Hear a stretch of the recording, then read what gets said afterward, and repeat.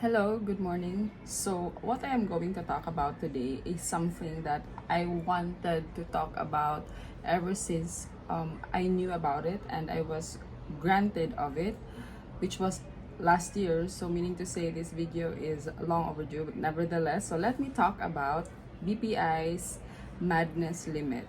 So, if you are a BPI credit card holder and you go to your app, if you see that you have a BPI Madness Limit, meaning to say you've been with BPI for almost a year now and they have granted you that. So, just for a background, I am a BPI Gold credit card holder. I believe this is still their old credit card. I had my credit card way back 2022. This is the very first credit card that I have. It was pre-approved. I remember specifically and correctly that one day I checked my BPI online banking account and then there was a little notification in the mail icon which says that I am pre-approved of a BPI credit card, and I just have to choose which type of credit card do I want to have. So I chose BPI Gold, and ever since I've already had 4 credit cards, but today I'm gonna talk about BPI. I believe that this is already now called BPI Golds, BPI Rewards rather. So it should be BPI Gold Rewards. So maybe I have to request for that, or maybe I don't know. So, but anyway, going back to BPI Madness Limit, I first encountered this personally. I mean, I have read about it before, but my personal experience about it was when I went to Samsung last year. I know last year, 2023, because I was still reviewing for the bar last year. That was 2023. So I took the September 2023 bar. So I am a Hernando bar passer. I went to Samsung because I intended to buy a tablet, because when you are reviewing for the bar, if you are like me, you want something that if you're just on the road or nakahiga ka lang, or if you're just sitting and you're not really in the mood to look at your laptop or get your printed reading materials or get a book and sit down in a corner, so you just want something a little bit bigger than a cell phone screen. So you understand what I'm saying, na maganda kung meron kang tablet. So I wanted to have a tablet for that purpose. So pumunta ako ng Samsung because I did my research and I found that the cheaper version, or I mean what the demands of what I wanted fit more in a Samsung Galaxy Tab than buying an iPad, kasi medyo mahal ang iPad, and if you're a bar reviewee, medyo gipit ka sa pera. So long story short, I went to Samsung and then I decided, I like this Samsung Galaxy Tab. It was worth 10,990, I believe. And sabi ko, I can do this. I'm just gonna use my BPI credit card and then apply for installment, because it was 0% for 12 months. So if you do the math, that's less than 1,000 per month. So no, let me do the math. Was it 12,990 or was it 10,990? So because my monthly is 957. Let me do the math. Bear with me. 12,990 divided by 12. I know, so definitely it's 10,990 divided by 12.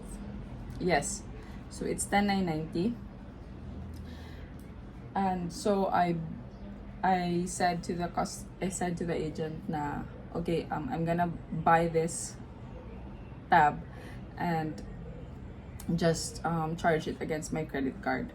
So I was expecting na immediately yung credit limit ko, when I check my bank account, automatic yan na ma-deduct na by 10,990 yung credit limit ko sa account ko. So that's what I do when I make a purchase. I immediately check my bank account and my my bank account to check if the purchase was already reflected in my credit limit, or was it charged twice, was it charged once, or is it a floating transaction. That's just usually what I do, just to check if nag-pursue successfully ba ang transaction. So when I checked my credit limit, so let's say for example that my credit limit that time was 50,000. So nung chinek ko yung credit limit ko, it was still 50,000. So I was wondering, I kept asking the store officer that I dealt with in buying the Samsung Galaxy Tab. Sabi ko, are you really sure that the transaction went through? Because ang credit limit ko until now is still 50,000 and I'm checking it here. Sabi niya, yes ma'am, meron na po kayo resibo. This is it. Na-charge na po namin sa credit credit card nyo. We've already deducted and nag-succeed na sa terminal namin. So I said, okay, so this is a wonder because bakit meron pa din 50,000, hindi na bawasan yung credit limit ko. So I was so bewildered by that. But nevertheless, my goal that time was to purchase my tab kasi kailangan ko siya sa pagre-review. So I went home and I was so happy that I finally have my tab. It's a Galaxy Tab A8. So finally, I am able to read some reading materials kahit on the go ako or nasa mall or anywhere like that. And then, pagdating ko ng bahay, nag-check ulit ako ng bank account ko. And then, I called BPI, and one thing about BPI is that their customer service, it's top-notch.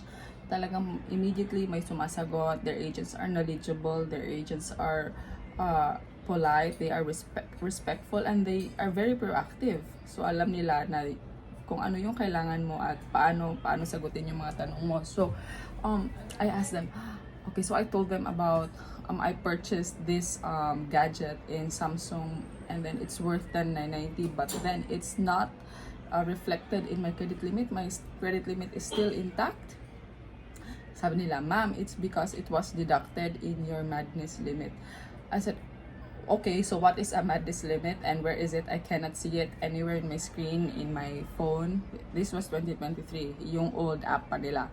So sabi nila, okay ma'am, kasi po, not in verbatim, but this was, ito yung parang sagot ng agent, ito yung thought.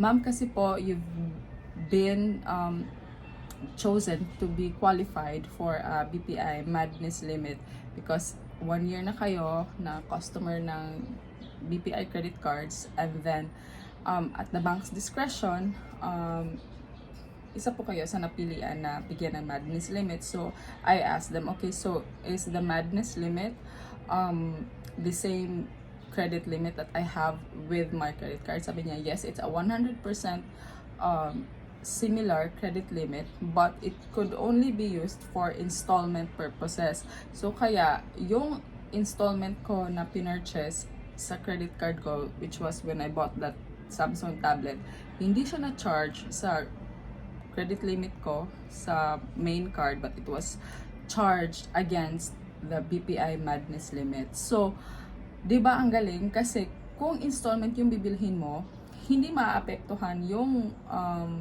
credit limit mo talaga na hindi yung madness limit. So, for example, because ako, usually, nagta-travel ako. So, if I travel and I book tickets, let's say, for example, punta akong Europe, punta akong Germany, and then the round-trip flight cost me around 47,000, just say, for the sake of this discussion, it's 47. And so, my credit limit is still 50,000. So, meron na lang akong 3,000 na natitira sa credit limit ko, di ba? Kasi nagamit ko na sa pag-book ng flights. But it will not hinder me to purchase an item in installment that I really need. For example, let's say for the sake of discussion again, na I want to buy a new iPhone, perhaps. iPhone, let's say, iPhone 11, ireregalo ko to somebody, to my mom, to my brother. So, let's say, I think now the iPhone is just 22 or 23,000. So, syempre, kung hindi na yan siya ma-charge sa credit limit ko na 50,000 kasi nga 3,000 na lang yung natitira kasi binili ko na ng ticket, di ba? But, since I have a BPI Madness Limit and I will purchase the iPhone in installment, I could purchase that iPhone because it will be charged against my BPI Madness Limit. So do you understand what I'm saying? It's like you have an extended credit limit that is meant for installment purchases, so that you have a more and a greater purchasing power as a consumer. So it's a win-win because in my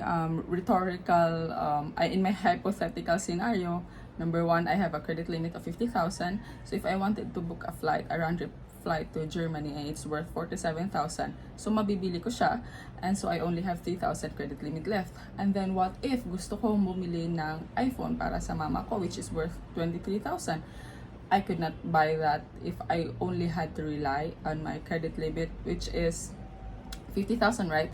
But if I wanted to buy that iPhone using the installment at 0% for 12 months, I could use my BPI Madness Limit. So it would be charged against my Madness Limit and not on my credit limit. So it's a win-win. But this is to remind you, needless to say, na if sa hypothetical na scenario na yun, if you apply it in your own scenario, in your own circumstance, make sure that you have the money to pay the bank, and it's always advisable and suggested to pay on time and to pay in full. So wag yung bibili ka lang because it will be charged in your Madness Limit. Or what if tatlo na yung installment mo na purchases and na charge against your Madness Limit, hindi mo pala siya kayang bayaran na every month in the installment amount that is supposed to be due. So kawawa ka, you'll be drowning in debt. So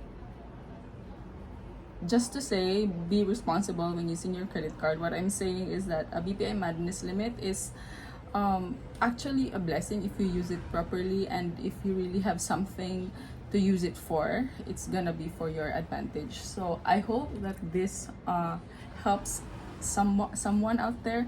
Maybe a lot of you who's watching this is already knowledgeable as to what a BPI Madness Limit is, but at that moment in my life last year when I experienced it firsthand, na hindi na deduct sa credit limit ko yung binili kong tab, hindi ko maintindihan. I was bewildered so what's happening. And if only I was able to watch YouTube videos at that time about explaining as to what a BPI Madness is, I wouldn't have been as troubled as I was. But nevertheless, I hope this helps at least a person or two as to who wants to know about the BPI Madness Limits. That would be it.